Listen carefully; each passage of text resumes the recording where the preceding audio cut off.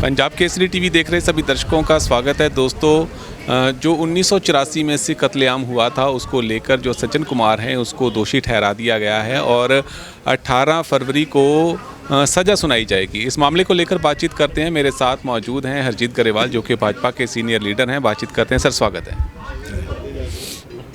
मैं समझता हूँ कि ये उस कौम के साथ खालसा की जो सृजना हुई ना, जो निर्माण हुआ, वो देश धर्म और कौम के लिए हुआ था, जुल्म के खिलाफ संघर्ष करने के लिए हुआ था। कुछ लोगों ने साजिश रच के अपनी सियासत साधने के लिए, सियासी हित साधने के लिए कत्लो-गारत कर दी। उसका नतीजा क्या हुआ कि उसके बाद उनको उच्च पदों पर भी बिठाने लग गए। 36 साल मुकदमे नहीं दर्ज किए, तो इंसाफ के लिए दर दर भटकते थे। तो उसके बाद नरेंद्र मोदी जी की सरकार आई और इन सिख प्रधानमंत्री रह गया, उससे पहले सिख राष्ट्रपति रह गया। कितनी शर्म की बात है कि मुकदमे ही ना दर्ज हों, उनको इंसाफ ना मिले, सजाएं ना हो। उन्होंने स्पेशली सिट बनाई, सिट बना के फिर उससे ये सज्जन कुमार अब जेल जाएगा, तभी जेल में बैठा है।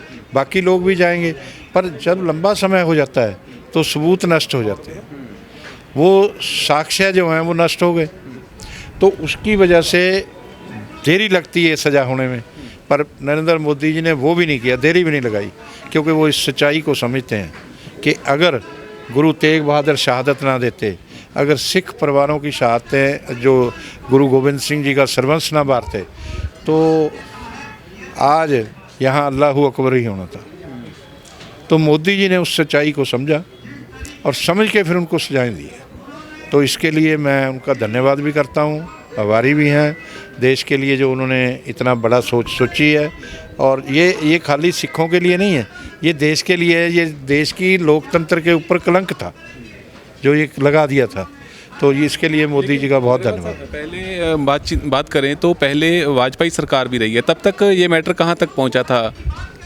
देखो, वाजपेयी जी की सरकार जो थी ना, सरकार का व्यक्ति का फ़र्क होता है। वो 24 दल थे उसके अंदर, ठीक है, अलग अलग विचारधारा के थे। तो वाजपेयी जी ने भी कोशिश की थी, मगर मोदी जी जो हैं इनका अंदाज़ कुछ और है। तो इनकी सरकार भी मजबूत है। अब इनका तीसरी बार सरकार आ गई, अनुभव भी है और ये करना चाहते थे, इच्छा शक्ति होनी चाहिए, तो इन्होंने वो किया। तो अमेरिका का जो मामला बढ़ा हुआ है उसमें मैं आपके दो पक्ष लेना चाहता हूँ। एक तो ये बात बताइए कि जैसे वो अमेरिका के राष्ट्रपति ने भारतीयों को भेज दिया, उनका जो भेजने का रवैया है उसकी आलोचना लगातार हो रही है। केंद्र सरकार पर भी सवाल उठाए जा रहे हैं, क्योंकि ये पक्ष भी रखा जा रहा है कि बाकी की सरकारें, दूसरे देशों की सरकारें हैं, उन्होंने खुद अपने बंदे वापस बुला लिए हैं। तो यहाँ पर ऐसे उनको भेजना कैसे देखते? नहीं, किसने कहा बंदे बुलाए? बिल्कुल नहीं बुलाए किसी ने। कोलंबिया की बात हो रही है, उनको भी ऐसे ही निकाल रहे हैं, सबको ऐसे ही जा रहे हैं, सब बेड़ियों में ही जाते हैं।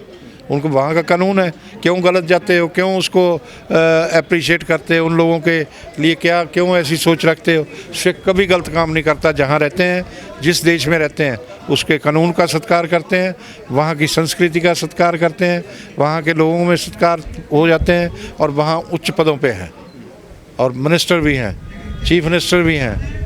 और ये अब गुरमीत सिंह हैं, कनाडा की एक बड़े लीडर हैं इस टाइम, ठीक है। तो सरदार सेवा सिंह ठीकरी के वंशज हैं वो।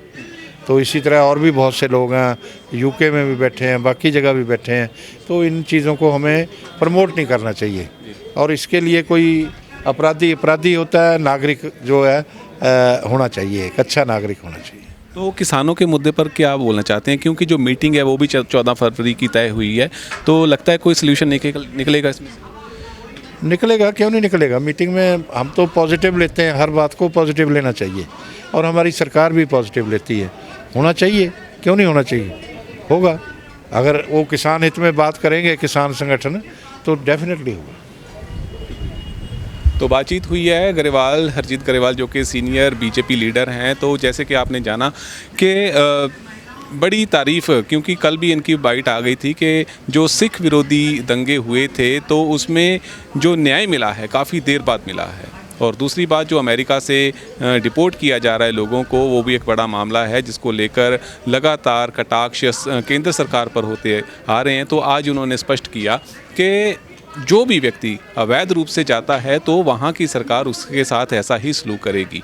तो सबसे मेन बात ये है कि अगर आप गैर कानूनी ढंग से ना जाकर कानूनी ढंग से वहाँ पर जाओगे तो आपको कोई भी दिक्कत का सामना नहीं करना पड़ेगा। आप बने रहें पंजाब केसरी टीवी के साथ। मेरे साथ कैमरा पर्सन अनिल कुमार।